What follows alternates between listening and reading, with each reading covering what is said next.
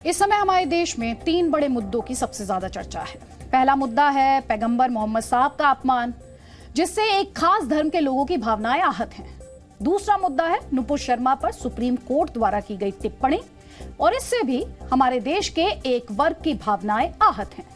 तीसरा मुद्दा है फिल्म मेकर लीना मणिमेकलाई द्वारा बनाई गई वो डॉक्यूमेंट्री जिसमें हिंदू देवी काली का अपमान किया गया है, और इसे लेकर भी हिंदू धर्म के लोगों की भावनाएं आहत हैं।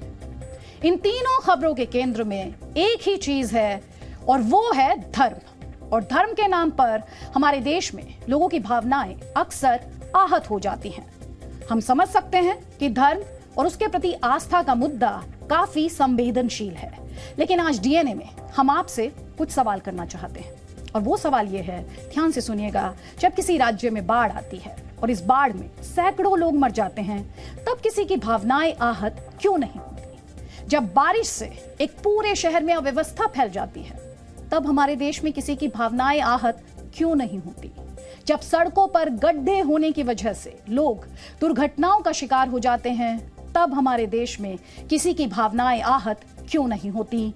और जब विकास कार्यों की वजह से कोई सड़क या मार्ग वर्षों तक बंद रहता है और इससे हजारों लोगों का जीवन प्रभावित होता है, तब भी हमारे देश में किसी की भावनाएं आहत क्यों नहीं होती?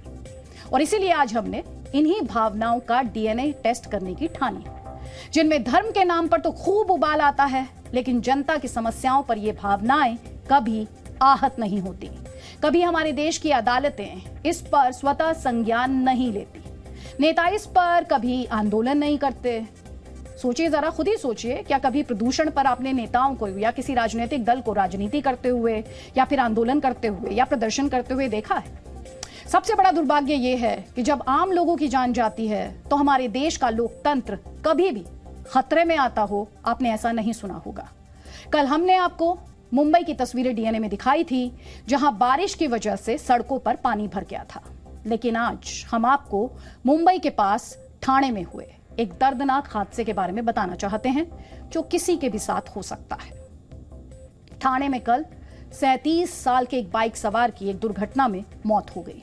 ये व्यक्ति जिस सड़क से अपने काम पर जा रहा था, उस सड़क पर बारिश के कारण एक बड़ा गड्ढा हो गया था। सड़क पर पानी ज्यादा भरा था, इसलिए इस व्यक्ति को यह गड्ढा दिखाई नहीं दिया, और जब इस गड्ढे में बाइक के जाने से उसका संतुलन बिगड़ा, बैलेंस बिगड़ा, तो वो नीचे गिर गया। और इस दौरान पीछे से आ रही एक बस ने इस व्यक्ति को कुचल दिया। हम आपको बताना चाहेंगे, इस व्यक्ति का नाम मोनीश इरफान था, और इसकी गलती सिर्फ इतनी थी कि ये बारिश में भी अपने काम पर जाना चाहता था, अपना काम करना चाहता था।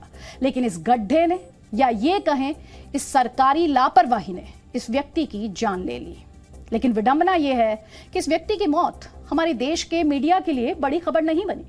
हमारे देश में ऐसे कितने ही लोग हैं जो सरकारी अव्यवस्था और लापरवाही के कारण मर जाते हैं, और उनकी कोई बात तक नहीं करता, किसी की भावनाएं आहत तक नहीं होती। वर्ष 2013 से 17 के बीच कुछ आंकड़े हैं जो हम आपको दिखाना चाहते हैं। तो पहले वर्ष 2013 से 17 के आंकड़ों की बात करें तो इस दौरान हमारे देश में सड़कों पर गड्ढे होने की वजह से 14,926 लोगों की मौत हुई थी, यानी करीब करीब 15,000 आप इसे कह सकते हैं। सोचिए, ये आंकड़ा आतंकवादी हमलों में मारे गए लोगों की तुलना में कहीं अधिक है। लेकिन क्या इन लोगों की मौत के लिए किसी की जिम्मेदारी तय हुई?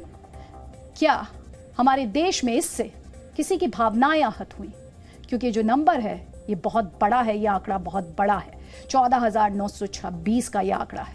वर्ष 2018 में आई एनसीआरबी की एक रिपोर्ट बताती है कि देश में दुर्घटनाओं में होने वाली कुल मौतों में से 5% मौत खुले मैनहोल या पोर्ट होल से होती हैं।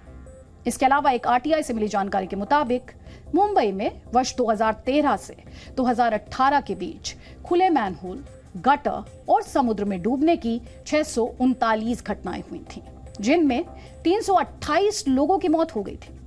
बीएमसी ने पिछले साल ही बताया था कि मुंबई की सड़कों पर 900 से ज्यादा गड्ढे हैं। ये तो रही देश की commercial capital, financial capital Mumbai की बात। अब देश की कैपिटल की बात करते हैं तो दिल्ली में ऐसे गड्ढों की संख्या 1357 है, और ये जानकारी दिल्ली के पीडब्ल्यूडी विभाग ने दी है। वहीं बेंगलुरु में ऐसे गड्ढों की संख्या 9,500 है। बेंगलुरु में इन गड्ढों की संख्या इसलिए भी ज्यादा है क्योंकि वहां के लोग एक मोबाइल ऐप के जरिए प्रशासन को इसकी शिकायत करते हैं। यानी अगर दिल्ली और मुंबई में भी लोगों ने शिकायत करनी शुरू कर दी तो इन शहरों में भी इतने गड्ढे मिलेंगे कि हमारे सिस्टम के लिए जवाब देना मुश्किल हो जाएगा। तमिलनाडु की राजधानी चेन्नई की बात करते हैं तो तमिलनाडु की राजधानी चेन्नई में 11,000 सड़कें ऐसी हैं जहां कम से कम एक गड्ढा जरूर है। यानी चेन्नई में हर तीसरी सड़क पर गड्ढे हैं और इन गड्ढों की वजह से आए दिन हादसे होते हैं। लेकिन दुख की बात यह है, इस पर भी किसी की भावनाएं आहत नहीं होती। अक्सर जब भी ऐसी दुर्घटनाएं सामने आती हैं तो हमारे देश की सरकारें इन पर अक्सर अफसोस जताकर पीछे हट जाती हैं। लेकिन हम आज ऐसा बिल्कुल नहीं करेंगे। आज हम आपको ये बताएंगे कि ठाणे में हुई इस दुर्घटना के लिए कौन जिम्मेदार है। हम जिम्मेदारी की बात करेंगे। ठाणे में जिस सड़क पर गड्ढा होने की वजह से ये हादसा हुआ, वो सड़क महाराष्ट्र सरकार के पीडब्ल्यूडी विभाग के अंतर्गत आती है और इस सड़क के रखरखाव का काम भी पीडब्ल्यूडी विभाग का ही है। इसलिए इस दुर्घटना की पहली जिम्मेदारी पीडब्ल्यूडी विभाग की ही बनती है। ठाणे के जिस काजूपाड़ा इलाके में यह हादसा हुआ, वो इलाका ठाणे जिले के मीरा भायंदर म्यूनिसिपल कॉर्पोरेशन के अधीन आता है। लेकिन इस म्यूनिसिपल कॉर्पोरेशन के द्वारा लोगों को इस गड्ढे के बारे में कोई जानकारी नहीं दी गई और ना ही उसकी तरफ से लोगों को कोई सावधानी बरतने के लिए कहा गया या आगाह किया गया हो, ऐसा नहीं हुआ। इसीलिए इस दुर्घटना के लिए म्यूनिसिपल कॉर्पोरेशन के लोग भी जिम्मेदार हैं और जिस इलाके में यह हादसा हुआ वो इलाका मीरा भायंदर वसई विरार पुलिस कमिश्नरेट के अधीन आता है। इसलिए इस दुर्घटना के लिए ट्रैफिक पुलिस भी उतनी ही जिम्मेदार है क्योंकि उसने इस गड्ढे से लोगों को सावधान करने के लिए कुछ भी नहीं किया। कोई चेतावनी नहीं दी गई, आगाह करने की कोई कोशिश नहीं की गई। हमारे देश पर अंग्रेजों ने 200 साल तक राज किया, देश की जनता पर खूब अत्याचार किए। इतिहास में हमें और आपको इन सब के बारे में पढ़ाया गया है। आजादी के बाद हमारे देश पर बड़े बड़े नेताओं ने राज किया, देश की जनता को सिर्फ वोट देने वाली मशीन बनाकर छोड़ दिया। सरकारों ने कभी भी इस तरह की कोई व्यवस्था बनने ही नहीं दी जिसमें जनता भी सरकार के कामकाज का हिसाब ले सके और एक प्राइवेट कंपनी की तरह बेहतर सेवाओं की मांग या डिमांड कर सके। हमारे देश में सड़क और पुल बनाने जैसी कोई भी योजना कई साल तक ऐसे ही अधूरी पड़ी रहती है और देश की जनता उसकी वजह से अपने जीवन के कई साल ट्रैफिक जैम में खड़े खड़े बर्बाद कर देती है। लेकिन इस पर कभी कोई बात होती है क्या?